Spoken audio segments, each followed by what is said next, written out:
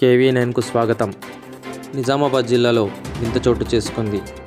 7 కాళ్లతో ఒక దూడ జన్మించి అబ్బురపరుస్తోంది. శ్రీ మధ్విరాట్ పోతులూరి వీరబ్రహ్మేంద్ర స్వాముల వారు చెప్పింది నిజమేనా అన్న ప్రశ్న తలెత్తుతోంది. నిజామాబాద్ జిల్లా భీమ్గల్ మండలం బడా భీమ్గల్లో ఒక గేదెకు 7 కాళ్లతో దూడ జన్మించింది.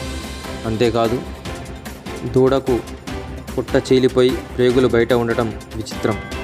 పశు వైద్యులు లేగదూడను చికిత్స చేసి ప్రేగులను లోపల పెట్టినప్పటికీ లేగదూడ పరిస్థితి విషమంగానే ఉందని చెబుతున్నారు. ఈ వింతను చూసేందుకు జనం తండోపతండాలుగా తరలివస్తున్నారు.